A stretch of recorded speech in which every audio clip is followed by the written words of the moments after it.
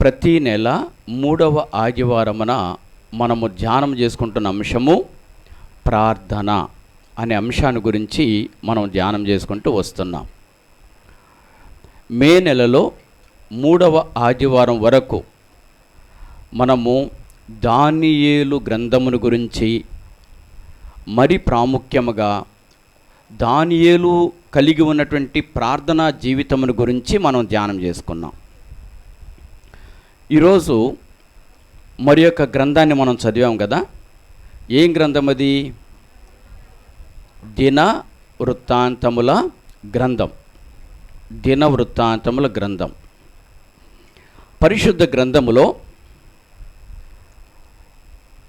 ప్రార్థన చేసినటువంటి భక్తులు చాలామంది ఉన్నారు. విస్తారమైన ప్రార్థనలు చేసిన వారు, ఒకే ఒక్క మాటతో కూడిన ప్రార్థన చేసిన వాళ్ళు, ఉపవాస ప్రార్థన చేసిన వాళ్ళు, సుదీర్ఘమైన ప్రార్థన చేసిన వాళ్ళు, తమ బ్రతుకంతా ప్రార్థనామయముగా చేసుకున్న వాళ్ళు పరిశుద్ధ గ్రంథములో చాలామంది ఉన్నారు. ప్రభువు చిత్తమైతే ఒక్కొక్క భక్తుని యొక్క ప్రార్థనలో ఉన్న ఆధ్యాత్మిక విషయాలను, వారి జీవిత విశేషాలను కొద్దిగా మనం ధ్యానం చేసుకోవడానికి ప్రయత్నం చేద్దాం. ఈ లేఖన భాగం యొక్క ధ్యానానికి వెళ్ళడానికంటే ముందుగా ఎవరైనా దినవృత్తాంతముల గ్రంథాలు చదివారా అని అడిగితే తప్పనిసరిగా మన యొక్క సంఘములో చదివిన వారు ఉన్నారు. ఎంతమంది చదివారు? ఓన్లీ 1 లేక ఓన్లీ 2 అంతే కదా. ఒకరు లేక ఇద్దరు చదివి ఉంటారు. ఈ చదివిన వాళ్ళు కూడా ఎప్పుడైనా దినవృత్తాంతముల గ్రంథమును మొదటి అధ్యాయం నుంచి 4వ అధ్యాయం వరకు చదివారా అని అంటే కూడా చదివినాము అని అంటారు. అయితే అందులో చదివినది ఏమైనా అర్థమైనదా అని అంటే మాత్రం ఏమీ చెప్పలేరు. ఎందుకని చెప్పలేరు? దినవృత్తాంతముల గ్రంథము మొట్టమొదటి అధ్యాయము మొదటి వచనము నుంచి మీరు ఈ వారంలోనైనా 4వ అధ్యాయం 8వ వచనం వరకు చదవండి. 4వ అధ్యాయము 8వ వచనం వరకు చదవండి. మీ బుర్ర తిరిగిపోయిద్ది, చికాకు కలుగుతుంది, విరక్తి కలుగుతుంది, ఆసక్తి సన్నగిలిపోయిద్ది. ఎందుకో తెలుసా? ఎందుకంటే అందులో ఉన్నటువంటి వారి యొక్క పేర్లు మీరు చదవడానికి కూడా మిమ్మల్ని తికమకపడతాయి. అసలు నోరు తిరగదు, నాలుక తిరగదు, అటువంటి పేర్లున్నాయి.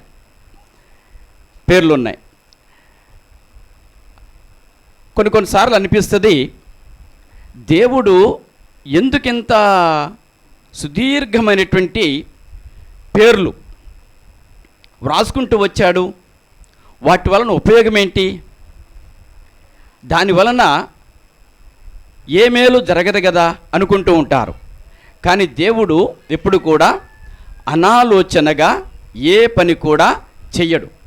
పరిశుద్ధాత్ముడు ప్రేరేపించి ఆ పేర్లను అక్కడ వ్రాయించాడు అనంటే ఏదో లోతైనటువంటి అర్థం అందులో దాగి ఉన్నది. మీకు తెలుసా?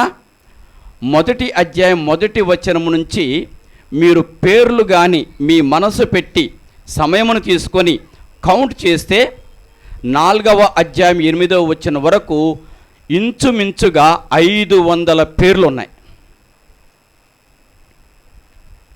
500 పేర్లు. తరువాత మరల 11వ వచనము నుంచి 4వ అధ్యాయం 11వ వచనము నుంచి 4వ అధ్యాయం 11వ వచనము తర్వాత 5వ అధ్యాయము 6వ అధ్యాయము 7వ అధ్యాయం వరకు కూడా మరికొన్ని వందల మంది పేర్లున్నాయి.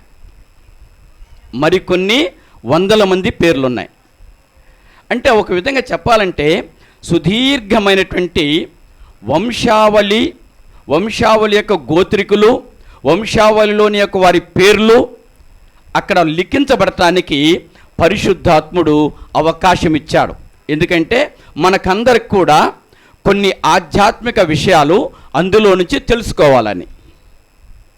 అయితే ఈ సుదీర్ఘమైనటువంటి వంశావళుల మధ్య ఒక శ్రేష్టమైనటువంటి లేఖన భాగమును ఒక పేరుతో అక్కడ రాయబడడం జరిగింది. అదే మనం చదివాము. 4వ అధ్యాయము 9, 10 వచనములు. 9, 10 వచనములు. ఈ 2 వచనాలలో ఒక ప్రాముఖ్యమైనటువంటి ఒక వ్యక్తిని మనం చూస్తాం. కేవలం ఇక్కడ తప్ప ఇంకా ఎక్కడ కూడా ఎబ్బేజు మనకు కనపడడు. తర్వాత ఎబ్బేజును గురించి చాలా సుదీర్ఘమైనటువంటి ఎక్కువ లేఖన భాగం కూడా లేదు. కేవలం 2 వచనాలే. కేవలము 2 వచనాలే. అయితే ఈ 2 వచనాలను గురించి మనం ఆలోచన చేస్తే అపారమైనటువంటి జ్ఞాన సంపద, ఆధ్యాత్మిక సంపద, పరలోక సంబంధమైన దీవెనలు పొందేటువంటి అనేకమైన విషయాలు ఇక్కడ ఉంటూ ఉంటాయి. ఈ సుదీర్ఘమైన వంశావళి మధ్య ఒక మనిషిని గురించి అది కూడా దైవ కార్యము జరిగించిన వ్యక్తిని గురించి, ఆ దైవ కార్యం జరగడానికి ప్రాముఖ్యమైనటువంటి ప్రార్థన గురించి దేవుడు రాయుట కొరకు మరి అవకాశం ఇచ్చాడు. చాలా కొన్ని వందలు అన్నాను కదా, 700 ఉండొచ్చు, 800 ఉండొచ్చు పేర్లు. 8వ వచనం వరకు అయితే 500 పేర్లు అన్న. తర్వాత కూడా కొన్ని వందలు ఉన్నాయని చెప్పాను కదా, 700 ఉండొచ్చు, 800 ఉండవచ్చు, 800 కూడా ఉండవచ్చు. ఇప్పుడు దేవుడు అనేక మంది మనుషులను గురించి రాస్తున్నప్పుడు చాలా జాగ్రత్తగా మనం దేవుని యొక్క వాక్యమును వినుట కొరకు మనం ప్రయత్నం చేద్దాం. దేవుడు అనేక మంది మనుషులను గురించి రాస్తున్నప్పుడు ఇతరుల కంటే ఎక్కువ ఘనత కలిగిన వారిని ఆయన గుర్తిస్తాడు. ఇతరుల కంటే ఎక్కువ దేవుణ్ణి ప్రేమించేటువంటి వారిని ఆయన గుర్తిస్తాడు, వారిని గురించి చెబుతాడు. దానికి సాదృశ్యమే ఈ ఎబ్బేజు. ఏమి చేశాడని ఎబ్బేజును దేవుడు ఇంత హైలైట్ చేశాడు, దేవుడు ఇంత ప్రధానంగా ఎంచాడు? మనం రోమేలుకు రాసిన పత్రిక 16వ అధ్యాయం కూడా మీరు ఇంటికి వెళ్ళిన తర్వాత చదవండి, చాలా జాగ్రత్తగా చదవండి. దేవుని యొక్క వాక్యమును టెన్షన్ లేకోకుండా, గాబరా పడుకోకుండా, ఆందోళన లేకోకుండా మనసును కుదుట పెట్టుకొని చక్కగా చదివితే ఎన్నో విషయాలు మనకు బోధపడతాయి, అర్థమవుతాయి. అక్కడ కూడా పరిశుద్ధున్న పౌలు అనేక మంది లేక చాలామందిని గురించి రాశాడు. ఈ చాలామందిని గురించి రాసేటప్పుడు పురుషులు ఉన్నారు, స్త్రీలు ఉన్నారు. అది పురుషులైనా స్త్రీలనైనా కొంతమందిని ఇతరుల కంటే ఎక్కువగా ఘనతగా చూపించాడు. వారు దేవుని పరిచర్యలో సహాయము చేశారు. మరికొంతమందిని గురించి ఎక్కువగా బహుగా ప్రయాసపడ్డారు అనేటువంటి మాటలు కొంతమందిని హెచ్చిస్తూ ఆయన రాసినట్లుగా మనం చూస్తూ ఉంటాం. అంటే ఈ యొక్క లేఖన భాగమును ఈరోజు మన దృష్టికి, ఇంకా మీ దృష్టికి పరిశుద్ధాత్ముడు తీసుకుని వస్తున్నాడంటే అర్థం ఏంటంటే 500 మంది ఉన్నా, 700 మంది, 800 మంది ఉన్నా, కొన్ని వేల మంది ఉన్నా, అందరికంటే ఎక్కువగా మీరు ఘనముగా జీవించాలనే ఉద్దేశముతో కదా, ఇతరుల కంటే మీరు ఘనముగా ఉండాలనే ఉద్దేశముతో దేవుడి యొక్క లేఖన భాగములను ఈరోజు మన ముందుకు తీసుకుని వస్తూ ఉన్నాడు. 4వ అధ్యాయంలోకి వద్దాం. 9వ వచనంలోనే ప్రారంభంలోనే ఒక మాట, ఎబ్బేజు తన సహోదరుల కంటే ఘనము పొందినవాడై. చాలు. ఎబ్బేజు తన సహోదరుల కంటే ఘనము పొందినవాడై ఉండెను. ఈ మాటను మీ హృదయంలో పెట్టుకోనండి. ఎటువంటి ఒక ఆలోచన కలిగి ఉండాలి?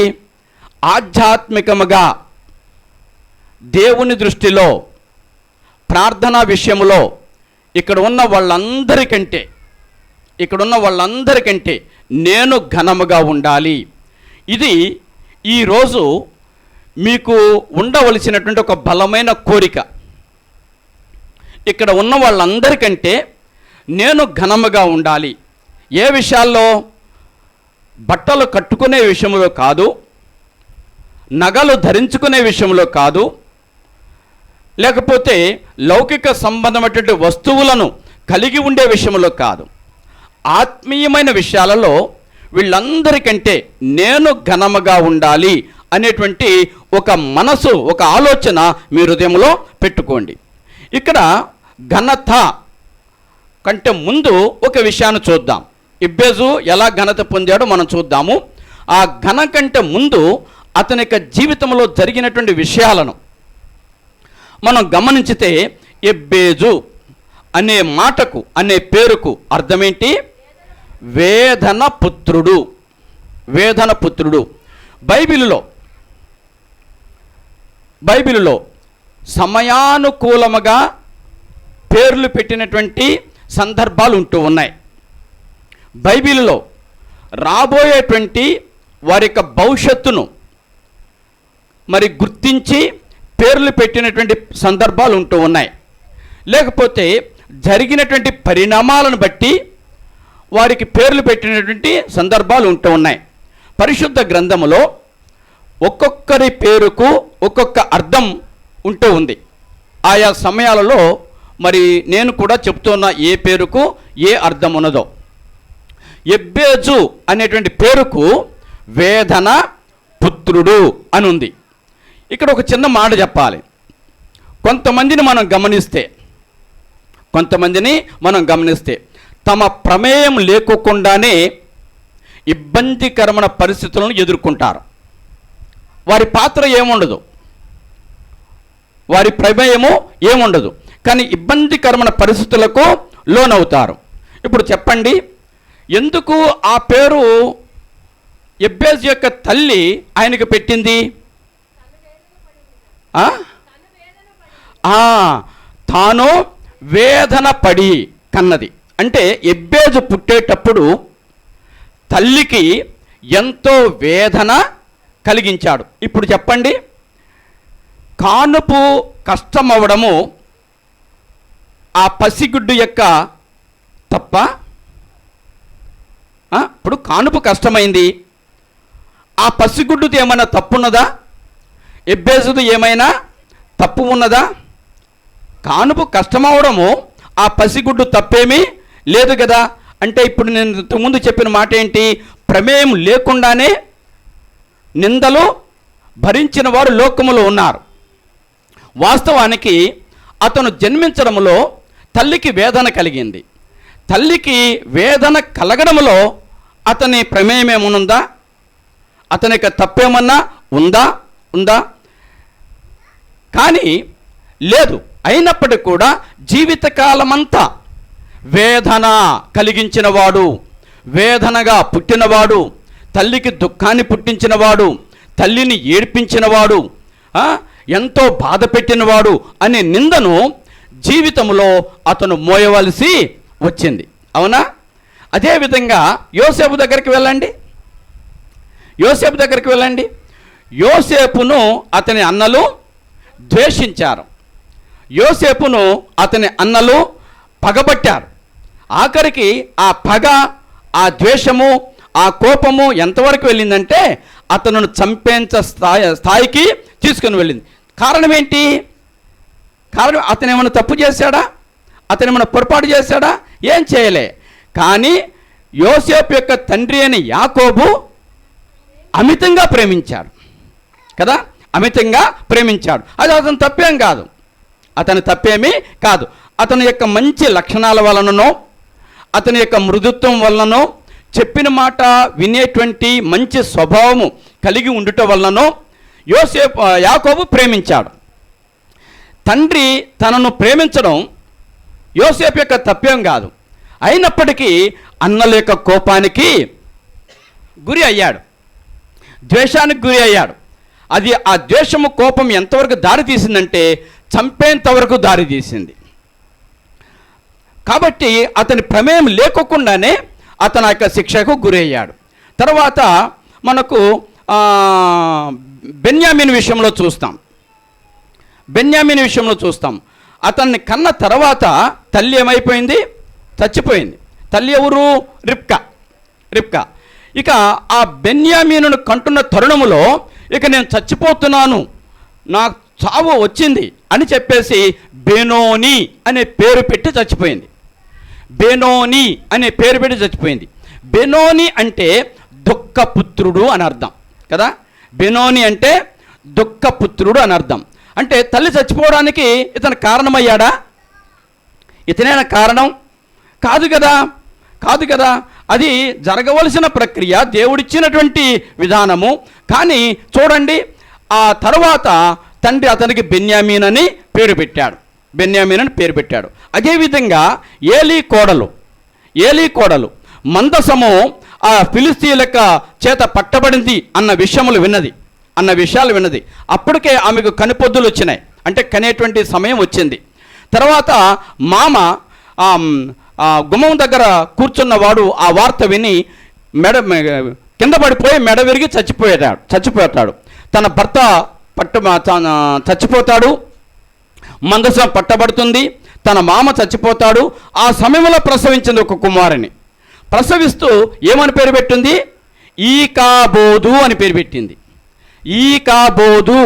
పెట్టింది. ఇవన్నీ నేటి క్రైస్తవ లోకానికి మంచి పేర్లుగా అనిపించవద్దు, కానీ వాటిల్లో ఎంత అర్థమున్నదో, ఎంత గంభీరమైనటువంటి అర్థమున్నదో.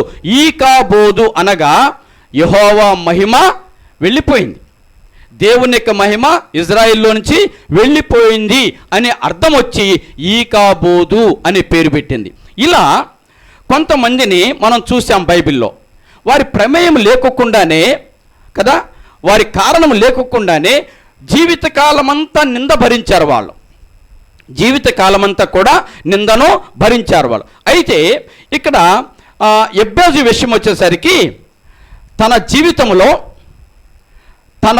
తను మోస్తున్న ఆ కళంకాన్ని తుడిచివేసుకున్నాడు, దానిని అధిగమించాడు, ఆ నిందను అధిగమించాడు.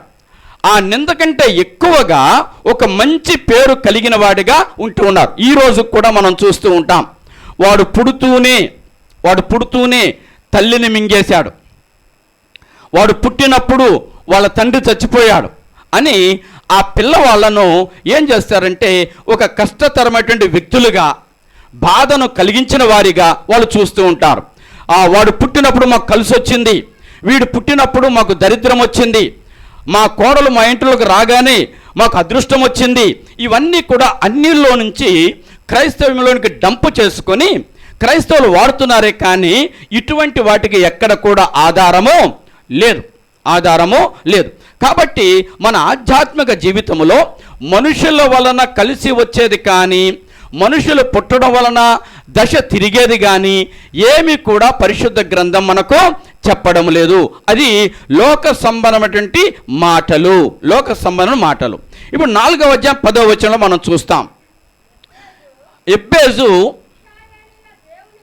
ఇశ్రాయేలీల దేవుని గూర్చి మొర్ర పెట్టి, చాలు ఒక్క నిమిషం ఆగుదాం ఇక్కడ.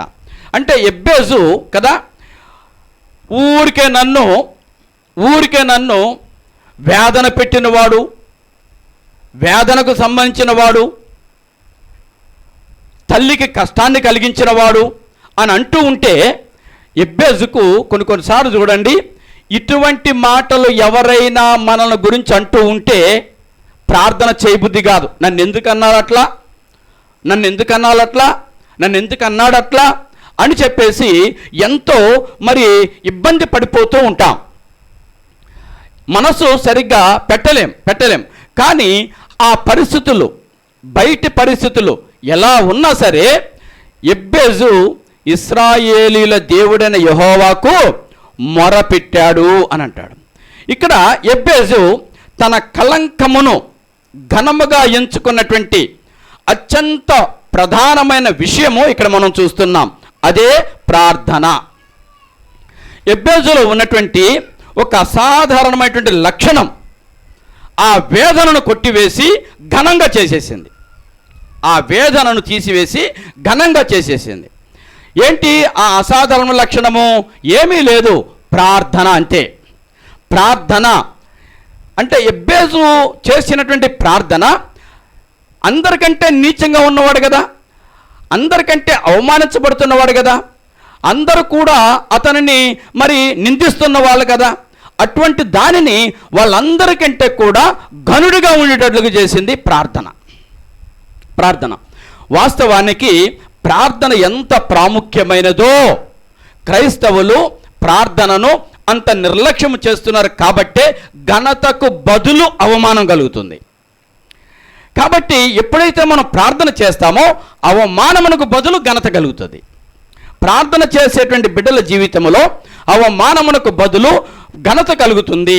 ప్రార్థించని బిడ్డల్లో వాళ్ళు క్రైస్తవులైనా సరే, ఓ మాకు బాగా దేవుడు తెలుసు అన్నా సరే, ప్రార్థన చేయకపోతే మరి ఘనత కలగవలసిన పరిస్థితుల్లో కూడా అవమానము కలుగుతుంది. ప్రార్థనను నిర్లక్ష్యం చేయకూడదు దేవుని యొక్క బిడ్డలు. ఈ ప్రార్థనే ఆయనను ఘనంగా చేసేసింది. ఈ ప్రార్థన అందరిలోకి ఘనంగా చేసేసింది. వాస్తవానికి కొంతమందిని చూసి నష్టజాతకుడు కదా, కొంతమందిని ఎందుకు కొంతమంది అనుకుంటారు ఏమనుకుంటారు? నేను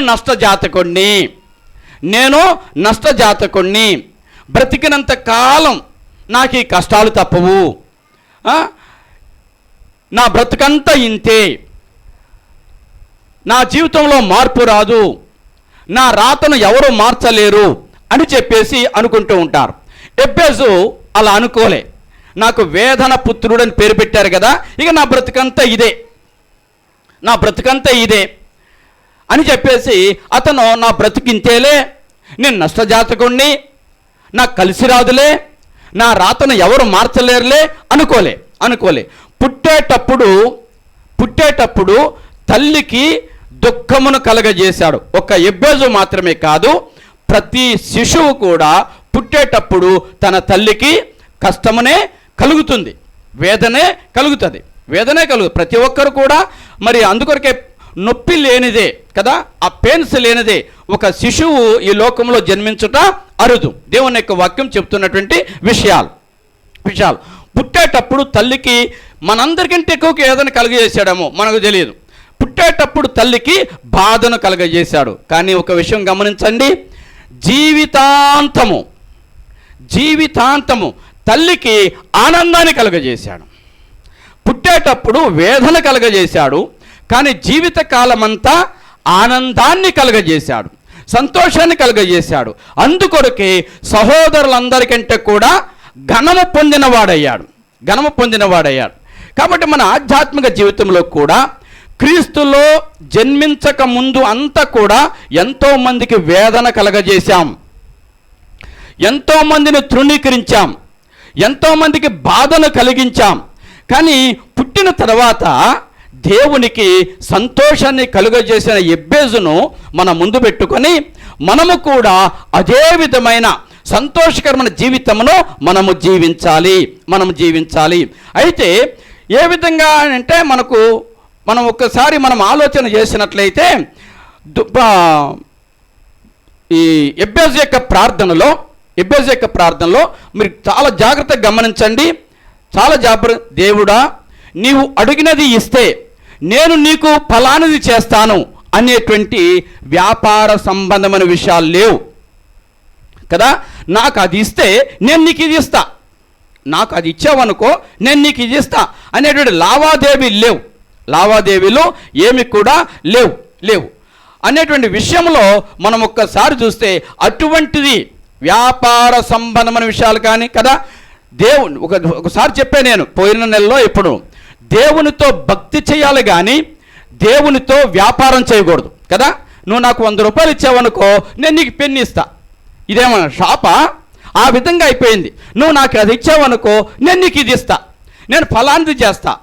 ఈ విధమైనటువంటి ఆ లావాదేవీకి సంబంధించిన విషయాలు ఏమీ కూడా ఎబ్బేజు యొక్క ప్రార్థనలో లేవు. ఎబ్బేజు యొక్క ప్రార్థనలో లేవు. కాబట్టి మన ఆధ్యాత్మిక జీవితంలో కూడా మనం అదే విధంగా చేయాలి. ప్రార్థన అంటే ఒక్కసారి ఆలోచన చేయండి. ఒక హాస్పిటల్లో ఉన్నటువంటి ఒక ప్రధానమైనటువంటి ఒక వ్యక్తి, డాక్టర్ స్థాయిలో ఉన్నటువంటి ఒక నర్సు గమనిస్తూ ఉందంట.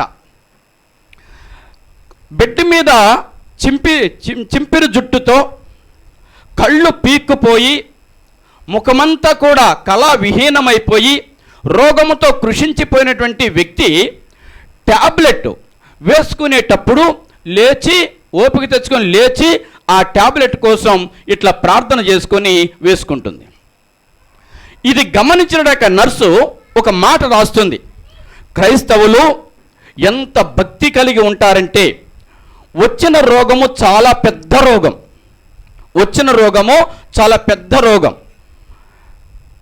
దానికి వేసుకునేటువంటి మందు చాలా చిన్నది, చాలా చిన్న ట్యాబ్లెట్. ఆ చిన్న ట్యాబ్లెట్ కూడా వాళ్ళు ప్రార్థన చేసుకొని ఓపిక లేకపోయినా లేచి కూర్చొని ప్రార్థన చేసుకొని, కనీసం లేచే పరిస్థితులు లేకపోయినా మంచం మీద పడుకొనైనా ప్రార్థన చేసుకొని వాళ్ళు వేసుకుంటారు. సాక్ష్యం ఉన్నదా మనకు? ఆ విధంగా చేస్తున్నామా? అలా చేయగలుగుతున్నామా? ఎందుకని మన జీవితంలో కష్టాలు పోవాలని ఉంది, కానీ కష్టాలు పోయేటువంటి ప్రార్థనను మనం ఎందుకు ఆధారం చేసుకోవటం లేదు? మన జీవితంలో మనం అన్నీ కలిగి ఉండాలని ఆశపడుతున్నాం, కానీ అన్నిటినీ కలిగించే ప్రార్థనను మనం ఎందుకు ఆధారం చేసుకోవటం లేదు? మనం ఎందుకు ప్రార్థనను ఆశ్రయించలేకపోతున్నాం? ఎందుకని ప్రార్థన దగ్గరికి రాలేకపోతున్నాం? ఈ మాట ఎంత కదిలించిందో చూడండి. వాళ్ళకు ఓపిక లేదు, వచ్చిన రోగం చాలా పెద్ద రోగం, చచ్చిపోతానని కృంగిపోతుండవచ్చు లోపట, భయం ఉండొచ్చు లోపట, ఆందోళన ఉండొచ్చు లోపట. అయినప్పటికీ ట్యాబ్లెట్ వేసుకునే సమయంలో వాళ్ళు లేచి కళ్ళు మూసుకొని ప్రార్థన చేస్తారు. ప్రార్థన చేయడానికి సిగ్గుపడుతున్నారా? ప్రార్థించడానికి సిగ్గుపడుతున్నారా? మిమ్మల్ని నిలవబెట్టేది, బలపరిచేది, ధైర్యమునిచ్చేది, ఆదరించేది ప్రార్థనే. ఆ ప్రార్థనను ఏదో లౌకిక సంబంధమైన వాటి కోసమే అడిగి ఆ లౌకిక సంబంధమైనవి దొరకపోయేసరికి విసుగు చెందేదిగా ఉండకూడదు. అలా లేదు ఎబ్బేజు యొక్క ప్రార్థన అట్లా లేదు, ఆ విధంగా లేదు. అందుకొరకే చాలా జాగ్రత్తగా గమనించండి. ఫలాంది నాకు ఇవ్వు అని అడిగే ముందు ఒక్కసారి ఆలోచన చేయాలి. ఉన్న వాటిని బట్టి నువ్వు సంతృప్తి చెందుతున్నావా? ఉన్న వాటిని బట్టి తృప్తి చెందుతున్నావా? ఉన్న వాటిని బట్టి నీకు సంతోషం ఉన్నదా? ఆనందం ఉన్నదా? కాబట్టి ఈ దేవుడు ఇచ్చిన వాటికి కృతజ్ఞతాస్తుతులు చెల్లించు. అప్పుడు దేవుడు ఇవ్వద్దు అనుకున్న వాటిని కూడా ఇస్తాడు, అవసరం లేదు అనుకున్న వాటిని కూడా ఇస్తాడు. నీకు ఏది అవసరమో అది ఇస్తాడు. కాబట్టి ఈ విషయాలు గమనించండి. అయితే ఆయన ఏమని ప్రార్థన చేశాడు అనేది ఇప్పుడు టాపిక్. ఇప్పటి వరకు కూడా ఎబ్బేజుని గురించే మనం చూసుకున్నాం. ఎబ్బేజు యొక్క అవలక్షణాలు, ఎబ్బేజు ఆ అవలక్షణాలు ఎట్లా అధిగమించాడు, ఏ విధంగా ప్రార్థన చేసి తన సోదరుల కంటే కూడా ఘనంగా ఎంచబడ్డాడు అనే విషయాన్ని చూసాం. అయితే అతను ప్రార్థనలో మోకరించి 4 విషయాలు, ప్రత్యేకముగా 4 విషయాలు అడుగుతున్నాడండి. 4 విషయాలు అడుగుతున్నాడు. చాలా జాగ్రత్త అండి, మనం లోకమంతా చుట్టేయొద్దు. ఇప్పుడు నీకేం కావాలి? నీ అవసరత ఏంటి? దాని గురించి ఆలోచన చేయండి. నీకేం కావాలంటే నాకు ఒక విమానం కావాలి అని అంటామా? అది అడగగలుగుతామా? ఆ విమానం ఇస్తాడు అనుకో దేవుడు, దాన్ని మనం మెయింటైన్ చేయగలుగుతామా? దాని ఖర్చు భరించగలుగుతామా? అంటే ఏంటి? మన తాహతుకు మించి, మన ఊహకు అందని విషయాలను మనం అడగకూడదు, వాడి జోలికి వెళ్ళకూడదు. ఇక్కడ చాలా స్పష్టంగా తెలియపరుస్తుంది ఏ విధంగా 4 టాపిక్స్, 4 విషయాలు. ఈ 4 విషయాలను మనం ధ్యానం చేస్తే చాలా పెద్ద ప్రసంగం అవుతుంది. కనుకనే ఒక్కొక్క సెంటెన్స్ 1-2 నిమిషాల్లోనే చెప్పేసి ముగించేయడానికి ప్రయత్నం చేస్తాను. వాటిల్లో ఆ యొక్క యెబెజు అడుగుతున్నటువంటి వాటిల్లో నంబర్ 1 ఏంటంటే, నీవు నన్ను నిశ్చయముగా ఆశీర్వదించుము. చాలు. చూడండి, అతని యొక్క ప్రార్థనలో ఏ విధమైన సంశయము లేదు. ఆశీర్వదించితేనే అని కాదు, ఆశీర్వదించము కదా. నాకిస్తేనే చాలామంది యొక్క జీవితంలో ఎలాంటి మార్పులు కనపడుతున్నాయో చూడండి. ప్రభుని యొక్క ప్రేమ వాత్సల్యతను బట్టి మన జీవితాన్ని మార్చుకోవాలి. ఒక వ్యక్తి ప్రార్థన పెట్టించుకోవాలనుకున్నాడు. ఇప్పుడంతా ప్రార్థన చేయని కాదు, ప్రార్థన పెట్టుకుంటాం అనే మాటలే మనకు వినబడుతున్నాయి కదా. ప్రార్థన పెట్టుకుంటాం అనే మాటలే మనకు వినబడుతున్నాయి. కానీ మనకు పరిశుద్ధ గ్రంథంలో ప్రార్థన పెట్టించుకోవడం మంచిదే, కానీ ఆ పెట్టించుకోవడం అనే మాట కంటే నీవు ప్రార్థన చేయాలి దేవుడికి. ఎందుకు ప్రార్థన పెట్టించుకుంటున్నారు అని అంటే, వాళ్ళ అమ్మాయి గర్భవతిగా ఉన్నది. వాళ్ళ అమ్మాయి గర్భవతిగా ఉంటే వాళ్ళ కొడుకు కావాలి. ఆ కొడుకు పుడితే మా ఇంట్లో ప్రార్థన పెట్టించుకుంటాము. కొడుకు కాదు, కూతురు పుట్టింది. ఇక ప్రార్థన పెట్టించుకుంటున్నారా? అవసరం లేకొద్దు. అంటే ఏ స్థాయికి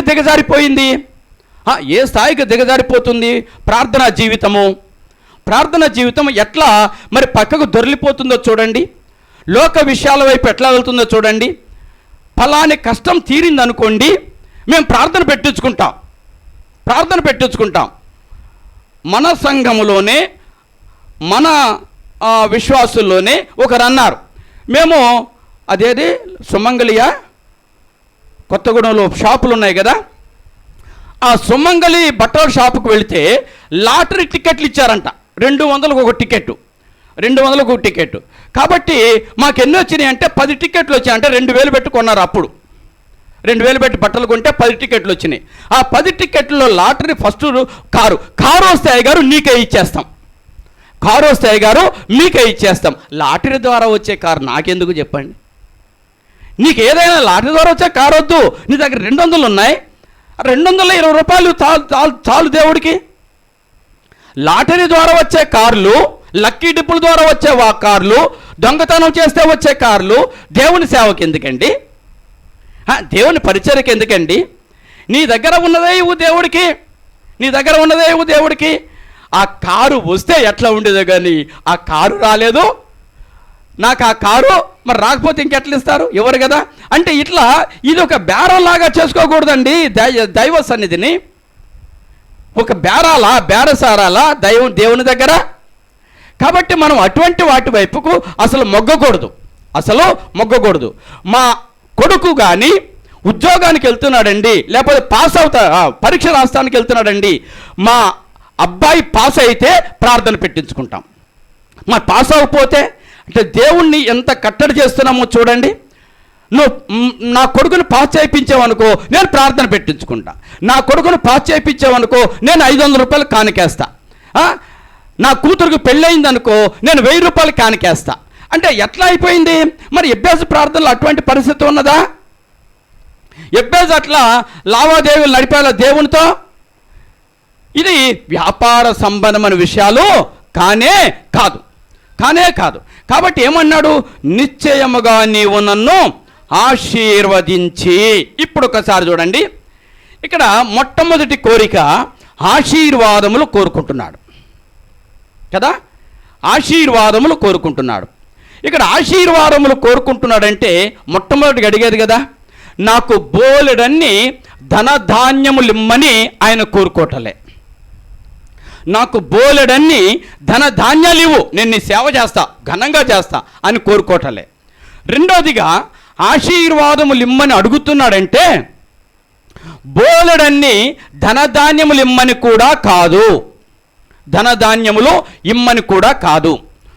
ఒక స్టోరీ ఉంది. ఆ స్టోరీలో ఏంటంటే, ఒక భక్తుడు గురువు గారి దగ్గరికి వెళ్ళాడు.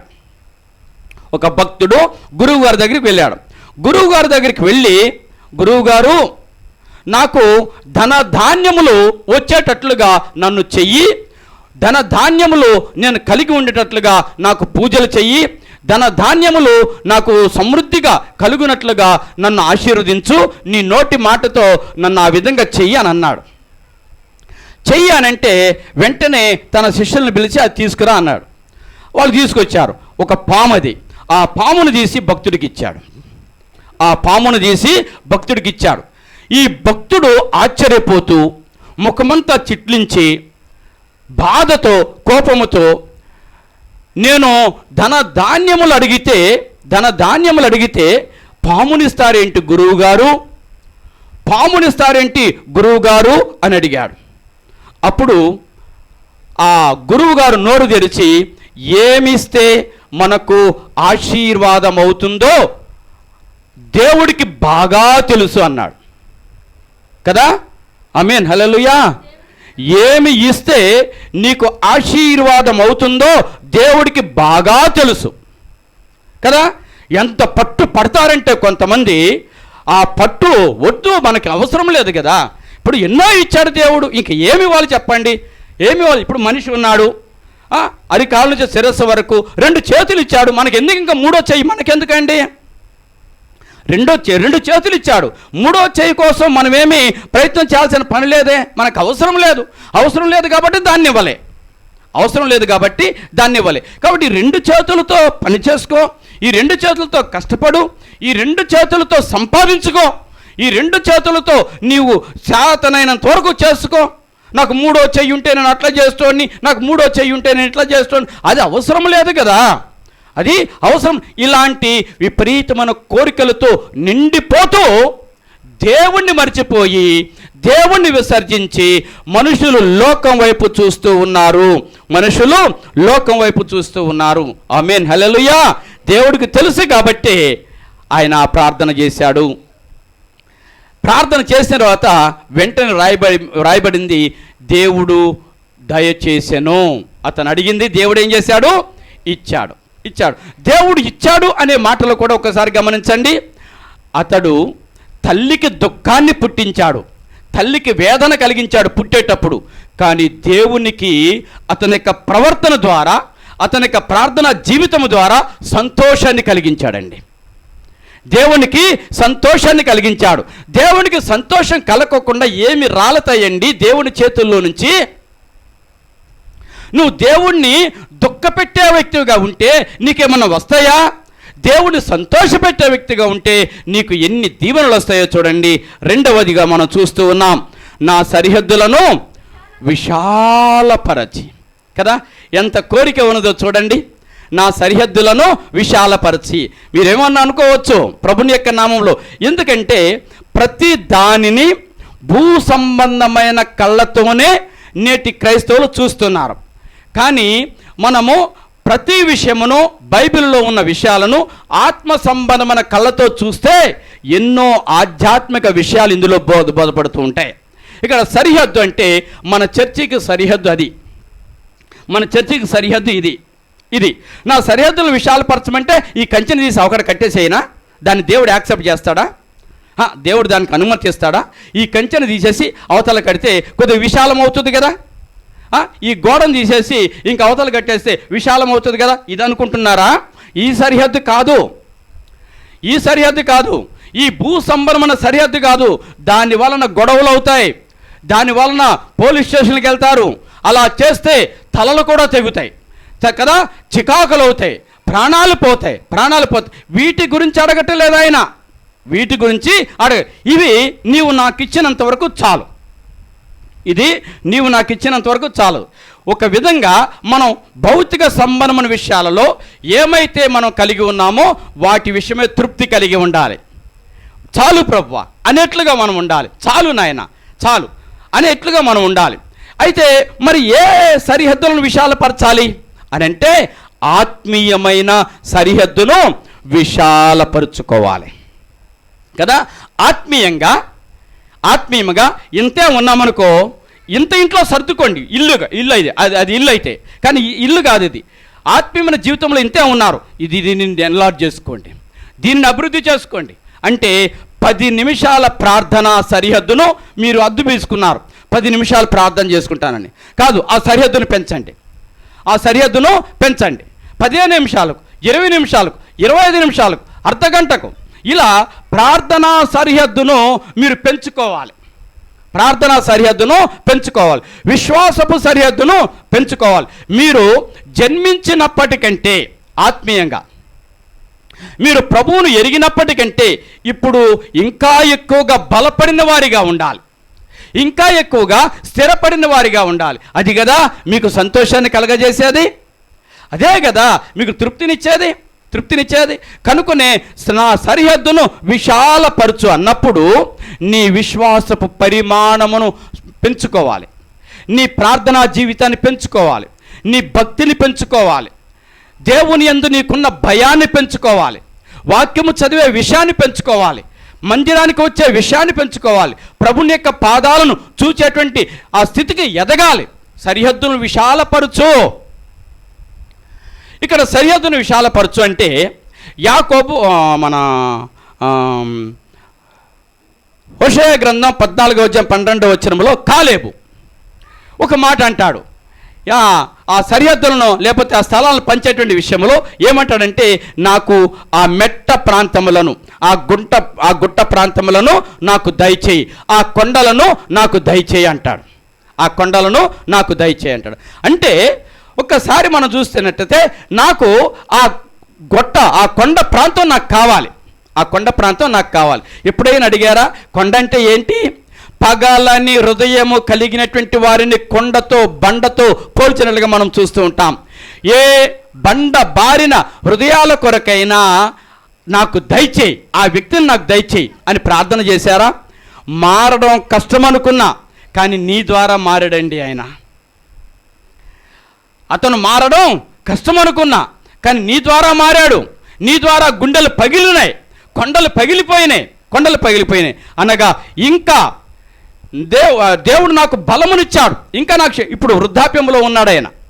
వృద్ధాప్యంలో ఉన్నవాడు కూడా ఎందుకు, నాకు మంచి భూమి, నేను అందరికంటే చాలా పెద్దోడిని కదా, ముసలివాడిని అయిపోయాను కదా, ఇప్పుడు నేను పని చేయలేను, ఆ కొండను ఎవరు పగలగొడతారు చెప్పండి, ఆ గుట్టను ఎవరు పగలగొడతారు చెప్పండి అని అనుకోకుండా నేను ఇంకా దానిని పగలగొట్టి చదును చేసి నేను దేవునికి మహిమకరంగా స్థలము చేస్తా, నాకు ఇవ్వు అని అడుగుతున్నాడు కదా. ప్రభుని యొక్క నామములో మన ఆధ్యాత్మిక జీవితంలో ఆ విధంగా విస్తరిల్లాలి, ఆ విధంగా అభివృద్ధి చెందాలి, ఆ విధంగా కానీ కొంతమంది యొక్క ప్రవర్తన ఎట్లా ఉంటుందంటే మంచి వాళ్ళను కూడా కొండలుగా చేస్తాయి, మంచి వాళ్ళను కూడా బండలుగా చేస్తాయి. మనం అటువంటి జీవితాన్ని కలిగి ఉండకూడదు. రెండవదిగా ఆయన కుమార్తె, ఆ కుమార్తె పేరు ఆక్సా. 15వ అధ్యాయం ఉంటుంది, యెహోషువ గ్రంథం 15వ అధ్యాయం ఉంటుంది. ఆ కుమార్తె తన తండ్రి దగ్గరకు వచ్చినప్పుడు, మెరక భూములు నాకు ఇచ్చావు తండ్రి, మడుగులను కూడా నాకు దయచేయని అడుగుతుంది. తండ్రి ఏమో కొండలను అడిగితే, కూతురేమేమడుగుతుంది? మడుగు భూములు రొచ్చు చేయబడి పనికి మాలిన స్థితిలో దుర్గంధము వస్తూ మురికి వాసన వస్తూ ఉన్నటువంటి ఆ మడుగులను నాకు దయచేయి, నేను వాటిని శుభ్రం చేసుకుంటా, నేను వాటిని క్లీన్ చేస్తా, నేను వాటిని శుభ్రం చేస్తా అని చెప్పేసి అడుగుతున్నట్లుగా మనం చూస్తూ ఉన్నాం. అనగా ఒక్కసారి ఆలోచన చేస్తే సరిహద్దును విశాలపరచు అంటే అర్థము నా ఆత్మీయమైన జీవితమును ఇంకా విశాలపరచు. ఆధ్యాత్మిక జీవితంలో తగ్గిపోకూడదండి, ఆధ్యాత్మిక జీవితంలో కుచించుకొని పోకూడదు. ప్రకటన గ్రంథంలో సంఘాన్ని హెచ్చరిస్తూ నీ మీద ఒక తప్పు మోపుతున్నా అన్నాడు. నీ మీద ఒక తప్పు మోపవలసి ఉన్నది. ఏంటి ఆ తప్పు అంటే, మొదట నీకుండిన ప్రేమను నీవు వదిలిపెట్టేశావు. మొదట నీకుండిన ప్రేమను ఏం చేసావు? నువ్వు ఆ ప్రేమను పెంచుకోలే, ఆ ప్రేమను అభివృద్ధి చేసుకోలే, ఆ ప్రేమ విషయంలో ఎదగలే నువ్వు. ఇంకా కొన్ని కారణాల వలన, అది మనుషులు కావచ్చు, పరిస్థితులు కావచ్చు, ఏవైనా కావచ్చు, వాటి వలన నీ ప్రేమను చంపేసుకున్నావు అని చెప్పేసి హెచ్చరిస్తూ ఉండుట మనం చూస్తూ ఉన్నాం. మూడవదిగా ఆయన అంటున్నాడు, నీ చెయ్యి నాకు తోడుగా ఉండ దయచెయ్యము అని అంటున్నాడు. అంతేనా? నీ చెయ్యి నాకు తోడుగా ఉండనిమ్ము. 4వ అధ్యాయం 10వ వచనం, నీ చెయ్యి నాకు తోడుగా ఉండ దయచేసి అంటున్నాడు. ఎప్పుడైనా అడిగామా అండి? ఎప్పుడైనా అడిగామా, దేవా నీ చెయ్యిని నాకు తోడుగా ఉండాలి ప్రభు అని అడుగుతున్నామా? బైబిల్లో ప్రార్థనలు ఎప్పుడో క్రైస్తవుల హృదయంలో నుంచి కొట్టుకుని వెళ్ళిపోయినాయి. లేవు అవద్దు మనకి. ఆ విధంగా నేటి క్రైస్తవ లోకము తయారైంది. మనం పడిపోయినటువంటి బలిపీఠమును ఏ విధముగా ఏలియా కట్టి ఉన్నాడో ఆ విధముగా పతనమైపోయినటువంటి క్రైస్తవ జీవితాన్ని మనం దానిని మరలా కట్టుట కొరకు ప్రయత్నం చేయాలి, నిలబెడటానికి ప్రయత్నం చేయాలి. ఎందుకు కొట్టుకొని వెళ్ళిపోయినాయి? ఇవి బైబిల్లో ఉన్న విషయాలు కాకుండా లోకములో చూచిన విషయాలు, తెలిసిన విషయాలు, తెలుసుకున్న విషయాలు మనం కూడా అవలంబిస్తున్నాం కాబట్టి అసలైన ప్రార్థనలు వెళ్ళిపోయినాయి. మరి ఈ భౌతికమైన వాటి కొరకు ప్రార్థన చేయవద్దా? చెయ్యాలి. అవసరమైనప్పుడు వాటి కోసము చేయాలి. అంతవరకే పరిమితం చేయాలి. అయితే ఇవి లేకపోతే నేను బ్రతకలేను, ఇవి లేకపోతే ఆఖరికి నువ్వు కూడా నాకొద్దు అనేట్లుగా మనం ఉండకూడదు. ఇవి ఇవ్వకపోతే నువ్వు కూడా నాకొద్దు అనేట్లుగా మనం ఉండకూడదు.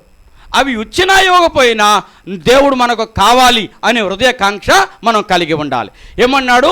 నీ చెయ్యి నాకు తోడుగా ఉండనిమ్ము. నీ బాహు నిజంగా దేవుని యొక్క హస్తము తన వెన్నంటి ఉండాలని ఎలా కోరుకుంటున్నాడో చూడండి. దేవుని యొక్క హస్తము తన వెన్నంటి ఉండాలి, నా వెన్నంటి ఉండాలి. ఏంటి దేవుని యొక్క హస్తం చేసే కార్యాలు?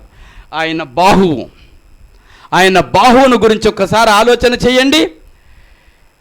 ఎన్ని ఆధ్యాత్మిక విషయాలు ఆయన బాహువు అనేటువంటి ఆ ఒక్క మాట మనకు బోధిస్తుందో. మోషే యెహోవా బాహుబలము తక్కువైనదా కదా? ఆయన బాహుబలము తూర్పు నుండి గాలిని విసరజేసినప్పుడు నలుదిక్కుల నుంచి పూరేళ్ళు వచ్చి ఆ పాలెము చుట్టూ పడ్డాయి. అది ఆయన బాహువు. చాచిన చేతితో ఎర్ర సముద్రమును దాటించింది ఆయన చెయ్యి. ఆయన బాహువు ఎంత గొప్ప కార్యములు చేసింది. నిన్నటి దినమున చెప్పాను, తన బాహువే తనకు సహాయము చేసింది. తన బాహువే తనకు సహాయము చేసింది. ఎందుకు? ఏ భక్తిపరుడు లేడు, ఏ ప్రార్థించేటోడు లేడు, విశ్వాసంగా జీవించేటోడు లేడు. అందుకొరకే ఆయన రోషము తెచ్చుకొని ఆశ్చర్యపడి తొదకు ఆయన యొక్క బాహువే ఆయనకు సహాయము చేసింది అనే మాట. నిజంగానే ప్రభువునందు ప్రియమైన దేవుని యొక్క బిడ్డలారా, ఆయన యొక్క చెయ్యి ఎంత మరి సురక్షితమైనదో ఒక్కసారి ఆలోచన చేయండి. కుష్టు వ్యాధి గలవాడిని ఆయన చెయ్యి ముట్టగానే ఏమైపోయింది? ఆ చెయ్యిని మనం నిర్లక్ష్యం చేస్తున్నాం కదా. ఎప్పుడు ప్రార్థన చేయలే, నీ బాహువు నాకు తోడుగా ఉండాలని ప్రార్థన చేయలే. ఒక్కసారి ప్రార్థన చేసి చూడండి. నీ బాహువు నాకు తోడుగా ఉండ దయచేయుమునైనా, నీ చెయ్యిని నాకు తోడుగా ఉండ దయచేయం ప్రభు. మునిగిపోయినటువంటి సముద్రములో మునిగిపోతూ ఉన్న పేతురును పట్టి పైకి లేపింది ఆయన చెయ్యే. ఆయన చెయ్యి పట్టి పైకి లేపింది. జికటగల దొంగ ఊబిలో నుండి పైకి లేపి బండ మీద నిలవబెట్టేది ఆయన చెయ్యే. పెంట కుప్ప మీద నుండి దీనులను పైకి లేవనెత్తేది ఆయన చెయ్యే. ఈ విధంగా చూస్తే దేవుని యొక్క చెయ్యి, కేవలం చెయ్యి చేసిన కార్యాలు ఎన్నో ఉంటూ ఉన్నాయి. కానీ ఎందుకనో కానీ మనం ఈ ప్రార్థనలు అడగము. ఈ ప్రార్థనల వైపు మనం దృష్టి పెట్టడం లేదు. అందుకొరకే దేవుని యొక్క వాక్యమును చదవాలి, దేవుని యొక్క వాక్యాన్ని వినాలి, చదివిన దాని ప్రకారంగా విన్న దాని ప్రకారంగా నడుచుకోవడానికి మనం ప్రయత్నం చేయాలి. దేవుడు దీనిని కూడా అతనికి ఏం చేశాడు? దయచేశాడు. ఇక 4వ చూసుకొని ముగించుకుందాం. 4వది కీడు రాకుండా నన్ను తప్పించుము. కీడు రాకుండా దానిలో నుండి నన్ను తప్పించుము. ఎంత మధురమైన ప్రార్థన చూడండి. 1, నీవు నన్ను ఆశీర్వదించు. 2, నా సరిహద్దులను విశాలపరచు. 3, నీ చెయ్యి నాకు తోడుగా ఉండ దయచేయము. 4, కీడు రాకుండా దానిలో నుండి తప్పించము. ఇది కూడా మనం ఒక్కసారి ఆలోచన చేయండి. కీడు రాకుండా దానిలో నుండి తప్పించము. మనకు ఒక్కసారి యేసుక్రీస్తు ప్రభువారు మనకు నేర్పించిన పరలోక ప్రార్థన ఒక్కసారి జ్ఞాపకం చేసుకోనండి. ఆ పరలోక ప్రార్థనలో దుష్టుని నుండి మమ్మును తప్పించుము అనే పదాన్ని ప్రభు వాడతాడు కదా. దుష్టుని నుండి మమ్మును తప్పించుము అంటే సాతాను నుండి మమ్మును తప్పించుము. సాతాను చేతిలో పడుకోకుండా మమ్మల్ని తప్పించము. ఎలాంటి ప్రార్థన చూడండి. ఇక్కడ కీడు రాకుండా నన్ను తప్పించము అనేటువంటి మాట మనకేదో భౌతికమైనటువంటి ప్రమాదాలు, అవి నువ్వు అడిగినా అడగకపోయినా దేవుడు నిన్ను తప్పిస్తాడు. కానీ ఇక్కడ కీడు నుండి తప్పించు అంటే అర్థం ఏంటి? పాపములో పడకుండా నన్ను తప్పించు. ఎందుకంటే కీడు అంటే దుష్టుడు, సాతాను యొక్క ఉద్దేశం ఏంటి? పరిశుద్ధులుగా ఉండుట అపవాదికి ఇష్టము ఉండదు. ఏదో ఒక రీతిలో వారిని పాపంలోనికి లాగేయాలి. ఇప్పుడు ఏమని ప్రార్థన చేస్తున్నాడు? కీడులో పడకుండా. చాలామంది దేవుడు మాకెందుకు ఇంత కీడు చేశారు, దేవుడు మాకెందుకు నష్టం కలగజేశాడు అని అంటూ ఉంటారు. దేవుడు ఎప్పుడు కూడా నష్టాన్ని కలుగచేయడు, కీడును కలుగచేయడు. కీడులో పడకుండా మమ్మల్ని తప్పించు ప్రభు అని ఎప్పుడైనా ప్రార్థన చేశారా? దాదాపుగా తక్కువ. ఎందుకంటే ప్రమాదములో పడకుండా ప్రార్థన చేస్తాం. ఎందుకు? ప్రమాదాలు అనేకములు జరుగుతాయి కాబట్టి, ప్రమాదములు శరీరానికి గాయములు చేస్తాయి కాబట్టి, శరీరానికి దెబ్బలు తగులుతాయి కాబట్టి, వాటిని తట్టుకోలేం కాబట్టి. కానీ ఈ మనసుకు ఎన్ని దెబ్బలు తగులుతున్నాయి ఆలోచన చేశారా? ఈ హృదయాన్ని ఎంత ముంచేశాడో అపవాది ఆలోచన చేస్తున్నారా? ఈ మనసుకు ఆత్మీయ జీవితానికి ఎంత కీడు చేస్తున్నాడో ఒక్కసారి ఆలోచన చేశారా? కీడులో పడకుండా నన్ను తప్పించుము అంటే పాపములో పడుకోకుండా నన్ను తప్పించు. ఈరోజు ఉదయకాలమున ఈ ప్రార్థన చేసిన వాళ్ళు మీరు ఎన్నో అడిగి ఉండవచ్చు కదా. ఈ అడిగేటప్పుడు మీ మాటలు కొన్ని అటు ఇటు కూడా తప్పి ఉండవచ్చు. ఎందుకు? మీ యొక్క ఆలోచన ప్రార్థన చేసేటప్పుడు వాటి మీద ఉన్నాయి కానీ దేవుని మీద లేవు. దేవుని మీద ఉంటే చాలా స్పష్టంగా దైవికమైనటువంటి విషయాలుగా, దైవిక సంబంధంగా మీరు ప్రార్థన చేస్తారు. ఇది ఆత్మీయముగా ఎబ్బేజు చేసిన ప్రార్థన.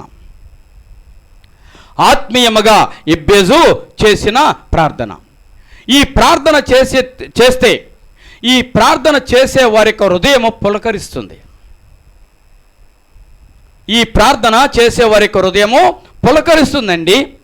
ఈ 4 అంశాలు ప్రార్థన చేశాడు. 1 ఆశీర్వదించు, 2 సరిహద్దును విశాలపరచు, 3 నీ చెయ్యి నాకు తోడుగా ఉండ దయచేయము, 4 కీడులో పడకోకుండా తప్పించము. ఈ 4 ప్రార్థనలు దేవునికి సంతోషాన్ని కలగజేశాయి. హల్లెలూయా. దేవునికి సంతోషాన్ని కలగజేసే. నువ్వు ఒక 4 అడిగావు కానీ ఎబ్బేజు నేను 2 ఇస్తాలే అనలే దేవుడు. నువ్వు 4 విషయాలు అడిగావు, ఏదో ఒక 2 ఇస్తాలే పో అని అనలే. యెహోవా దేవుడు ఈ 4 దయచేశాడు. ఈ 4 దయచేశాడు అంటే ఎంత ప్రేమతో జీవించాడు దేవుని విషయంలో, ఎంత సమర్పణ కలిగి జీవించాడు దేవుని విషయంలో, ఎంత సంతోషాన్ని కలిగించాడు దేవునికి, ఎంత ఆనందాన్ని కలిగించాడు దేవునికి. దేవునికి అంత ఆనందం ఇచ్చాడు కాబట్టి ఎబ్బేజు చేసిన ప్రార్థన దేవుడు దయచేశాడు. 4 విషయాలు ఉన్నాయి. ఈ 4 విషయాలు కూడా అనుగ్రహించాడని దేవుని యొక్క వాక్యం రాయబడింది. ప్రభువునందు ప్రియులారా, ఏ విషయము చేత నేను కృంగిపోతున్నారా, నలిగిపోతున్నారా? అన్నీ చేశాడు కానీ దేవుడు ఈ విషయంలో ఎందుకో చేస్తలేదు అనుకుంటున్నారా? ఏమో మనకు తెలియదు కదా. నీకు ఏది మేలో అది ఆయనకు తెలుసు కదా. మనం దేవునికి పిల్లలం కదా. అన్నీ చేశాడు కానీ దేవుడు నా జీవితంలో, నేను ఏది అడిగితే అది ఇచ్చేసాడండి దేవుడు నా జీవితంలో. కానీ ఈ విషయంలో ఎందుకో జరగట్లేదండి అని కృంగిపోతున్నామా, నలిగిపోతున్నామా? కాబట్టి ఒక్కసారి మన ఆధ్యాత్మిక జీవితాన్ని బలపరుచుకోనండి.